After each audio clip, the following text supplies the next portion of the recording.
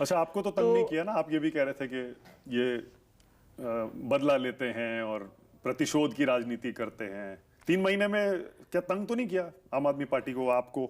देखिए, मैं ये मानती हूँ कि सिक्योरिटी कम हुई थी, हमने सुना था जेड से वाई। देखिए, मैं ये मानती हूँ आतिशी इंपॉर्टेंट नहीं है, आम आदमी पार्टी इंपॉर्टेंट नहीं है। मैं तो ये कहूंगी कि दिल्ली के लोगों को तंग कर रहे हैं, वो बहुत बड़ा सवाल है। क्यों प्राइवेट स्कूलों की फीस बढ़ रही है? क्यों झुग्गियां तोड़ी जा रही हैं? क्यों लोगों के घरों में गंदा पानी आ रहा है? क्यों बिजली के दाम बढ़ रहे हैं?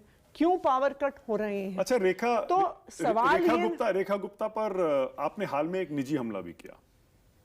आपने कहा कि उनके पति जो हैं वो मीटिंग्स ले रहे हैं और ये गलत है। ऐसा क्यों? देखिए, वो एक निजी हमला नहीं है। मैंने उनके बारे में कुछ व्यक्तिगत टिप्पणी रेखा जी के बारे में नहीं करी, और मैं ये मानती हूँ कि राजनीति में व्यक्तिगत टिप्पणियाँ वैसे भी नहीं करनी चाहिए। लेकिन ये फैक्ट है कि एक तस्वीर सामने आई थी और उस तस्वीर में 25-30 सरकारी अफसर बैठे हुए थे, और उस मीटिंग और वहाँ पे उन अफसरों के साथ रेखा गुप्ता जी के पति बैठे हुए थे। तो ये सवाल तो है ही। देखिए, इस देश में महिलाओं को लोकतंत्र में कुछ अधिकार मिले हैं। लोगों ने मुझे वोट दिया है, लोगों ने मेरे परिवार वालों को वोट नहीं दिया। शालीमार बाग के लोगों ने रेखा गुप्ता जी को वोट दिया है, उनके परिवार को वोट नहीं दिया।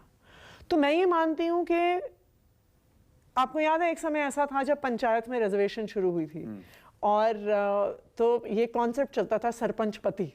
इनफैक्ट एक वो पूरी सीरीज है पंचायत की, फुलेरा पंचायत, जिसमें वो माला देवी सरपंच है, नीना गुप्ता जी, पर चलाते उनके पति हैं। और वो जब सेक्रेटरी साहब आते हैं तो वो किसी महिला सरपंच को ढूंढ रहे होते हैं, लेकिन उनको मिलते हैं सरपंच पति। तो ये रबर स्टैंप है ये सीएम, आप ये कहना चाह रहे हैं? तो मैं नहीं, तो देखिए क्या है कि भारत में ये एक प्रथा रही है और ये अच्छी प्रथा नहीं है। तो केजरीवाल जी की कुर्सी पर सुनीता जी बैठी हुई थी, बीजेपी ये कह रही है जवाब में। वो कभी भी मुख्यमंत्री की कुर्सी पर नहीं बैठी हैं। अरविंद केजरीवाल जी मुख्यमंत्री थे, अरविंद केजरीवाल जी के बाद मैं मुख्यमंत्री थी। सुनीता केजरीवाल जी ने कैंपेन किया आम आदमी पार्टी के लिए, वो हमारी स्टार कैंपेनर रही।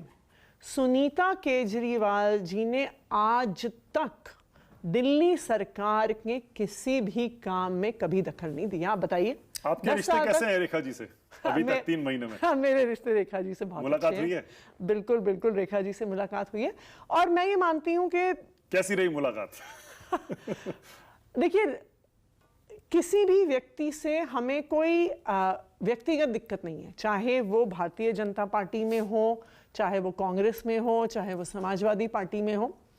लेकिन मैं ये मानती हूं कि रेखा जी की पार्टी को दिल्ली के लोगों ने चुन के भेजा है, कुछ वादे पूरे करने के लिए चुन के भेजा है। और मैं ये मानती हूं कि भारतीय जनता पार्टी की सरकार उन सब वादों पर फेल है और बुरी तरह से फेल है।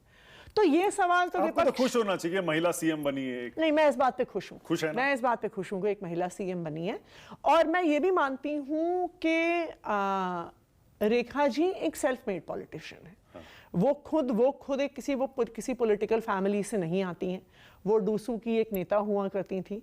अपनी डूसू की राजनीति से वो काउंसलर बनी, 2 बारी विधायक का चुनाव लड़ी।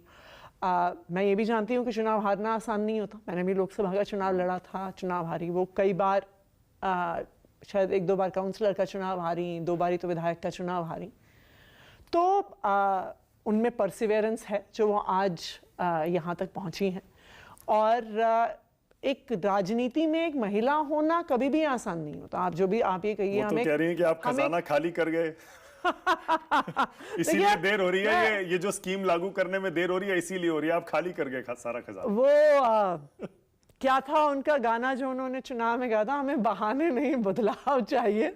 तो मैं तो उनसे यही कहूंगी कि बहाने बनाना बंद करें। और वैसे भी सबसे इंटरेस्टिंग बात है, वो फाइनेंस मिनिस्टर भी हैं, उन्होंने बजट पेश किया और 1 लाख करोड़ का पिछले साल से इस साल में हमारी सरकार से उनकी सरकार में 3,500 करोड़ सरप्लस उन्होंने इस साल बजट में यूज किया है। तो 3,500 करोड़ किस इकोनॉमिक्स में खाली खजाना होता है, मैं ये भाजपा से जरूर पूछना चाहूंगी।